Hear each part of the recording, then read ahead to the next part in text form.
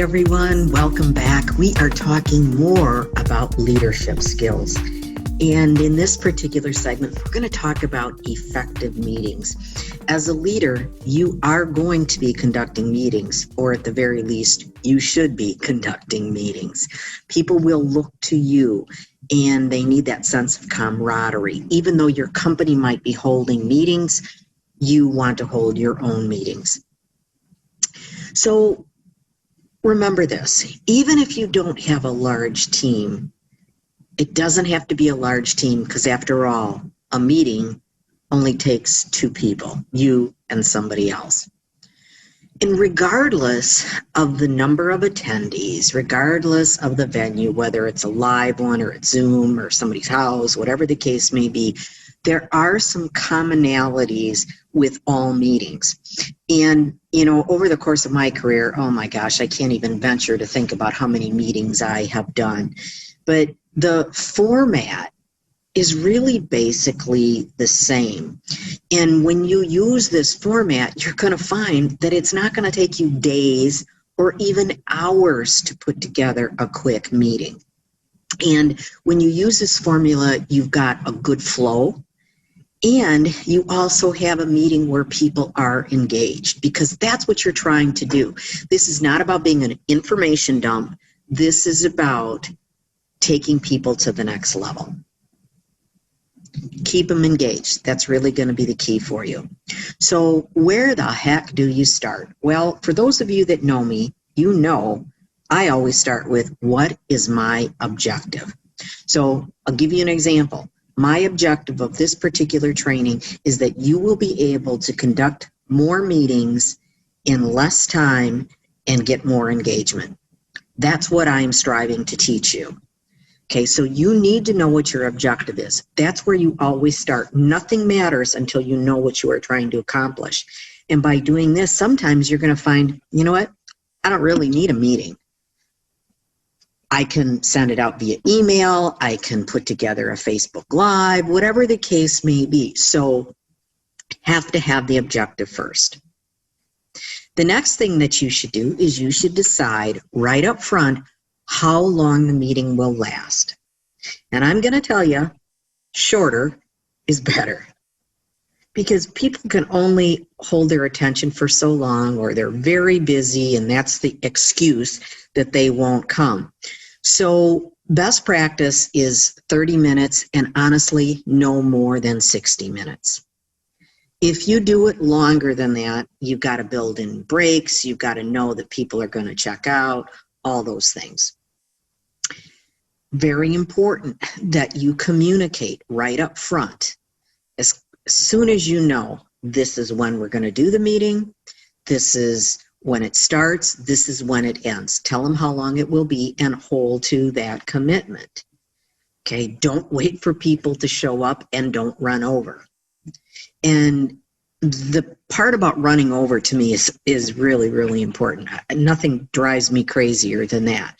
And the reason that meetings run over is because, well, there's a lot of reasons, but one of the reasons is because they don't have an organized agenda. They tried to cram too much into it, and they let somebody take over the meeting when you are, in fact, the leader, and your job is to really keep things on task.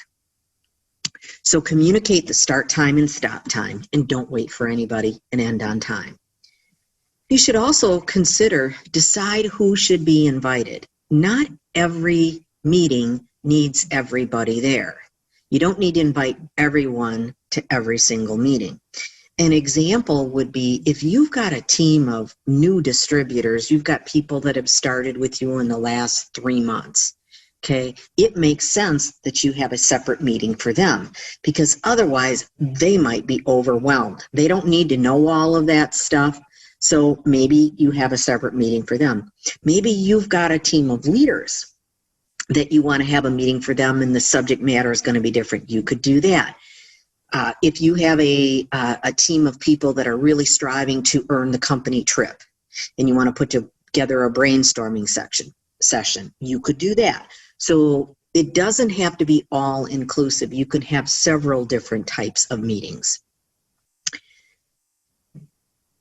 If you're going to invite everybody, you got to keep it in mind that you got to be kind of generic. And to that end, what you've got to be able to do is get everybody involved, from the person that's got the most tenure to the least tenure. And it will tend to be more generic. And it will also, you know, some people might be bored and other people are going to be overwhelmed. So that's a tricky one. I guess I will say it that way, but certainly, and with our one-on-one coaching, easily can help you with that. All of this being said, remember, none of it matters if you don't know what your objective is. What are you really trying to accomplish? That is the most important thing. I can't stress that enough. So let's talk about a meeting flow. I use this for every single meeting that I do when I'm working with any sort of a distributor or a direct report, whatever the case may be. Of course, we always thank people for coming. We appreciate you taking time out of your busy day.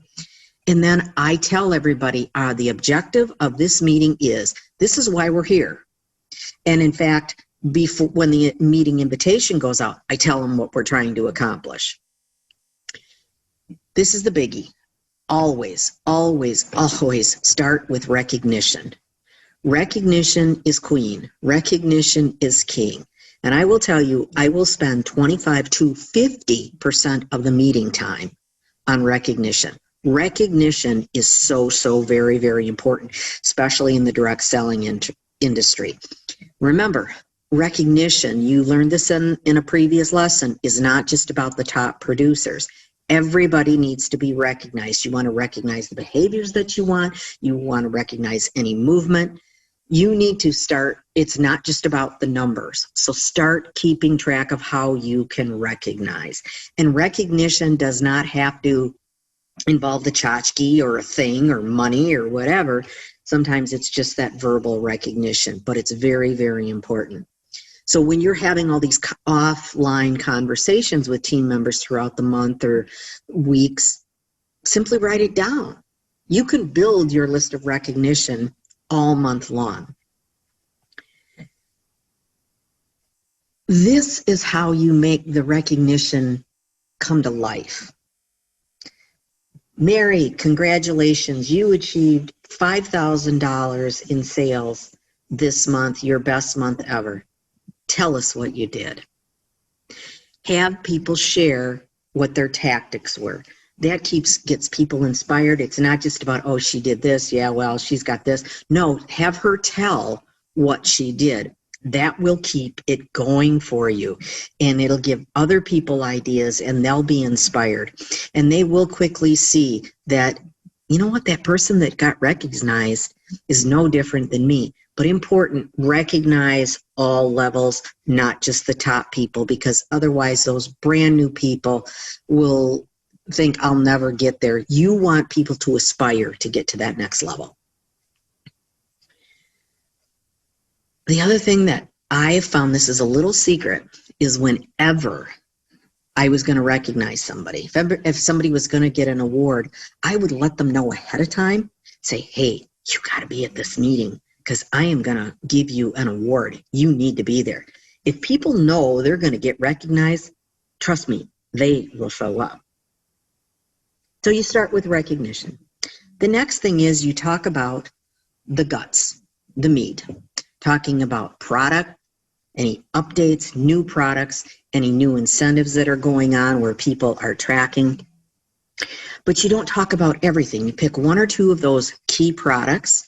Like if there's a big product launch, you'll want to talk about that. And then you'll want to talk about the big incentive, what people are working towards. If they're working, if the company has put out a trip, you make a big ta-da about it. And it's not just about an information dump. Where the magic really happens is the discussion. You should be leading a discussion about, okay, how are we going to do this? How are you going to earn this? And you start having brainstorming sessions and come up with some ideas. Now you need to be ready with some ideas, because if nobody has any ideas, you've got to bring something to the table. And you know what to do. You are a leader. Your job is to moderate and to bring everybody involved. Don't let one or two people take take it over. Your job is to maybe engage other people. Well, Mary, what would you think about that? You had success in the past. What did you do? So your job is really to be a facilitator. That's probably the best way to say it. Make everybody feel important and special. When I am doing a live meeting, I always use a flip chart. I write everything down. Or if I don't want to write it down, I'll bring somebody up to the front and say, hey, Jane, can you take notes for us? Okay. If it's a Zoom meeting, I tell people I'm taking notes here, and then I will type it up, and afterwards I will send it out. So you want to, everybody's not going to get everything. So if you can take some good notes with good strong bullet points, the meeting stays alive. Okay. And you can't tell them everything. You know, I know there's a lot of company updates, etc., new products. That pick one or two, pick the big ones. Pick the ones that you want your team to focus on. Okay, so that's kind of the guts of it. Then you end with, you know, are there questions out there? And sometimes what happens when you do something like that, people go off on a tangent and they're complaining about this is out of stock and why do they do this and ba ba ba ba ba. Again, you have to hold face and you'd have to say, you know, I understand you're frustrated, but we are here today to help move your business. Let's take that offline. Or I don't know, I will reach out to the company to get you some information. What you're really trying to do, it's not that you don't want to answer it, but it's not fair. That meeting is to inspire people to do more, not bring them down. So you have to kind of guard, you know, be the gatekeeper, if you will, for lack of a better way of doing it. And just say, hey, you know what, I'm happy to get back to you on that. And I'll let everybody know, but now is not the place. We are here to inspire each other to do more than we've ever thought we could do. It's not an information dump. Remember that. You are there to inspire them to take their business to the next level. There's a lot of information I know that comes out, but you can do it after the fact. You can send an email, you can do a video, whatever.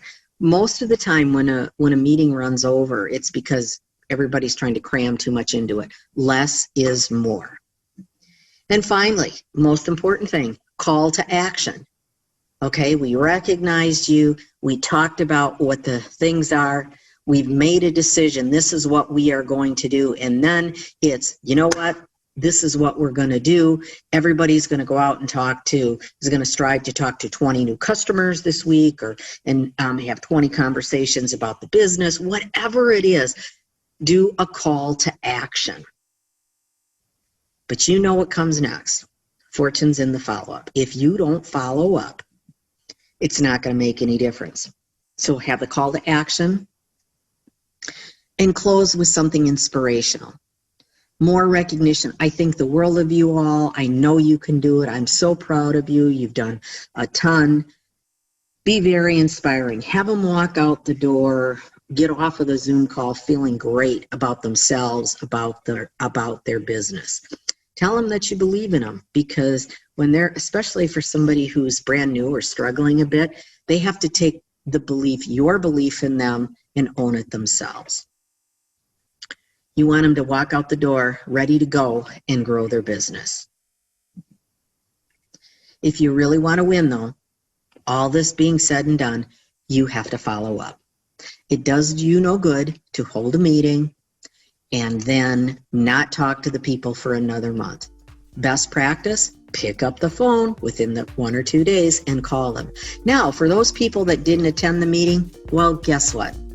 I wouldn't be calling them and giving them the information, because why would they show up? Now, if there's a good reason, you have to make that decision, but I am not the person that sends out notes for people that didn't show up. So that's it. Being a leader is hosting meetings, but you can make your meetings much more effective when you follow this process. So take care, everyone, and we'll see you in the next lesson. Bye-bye.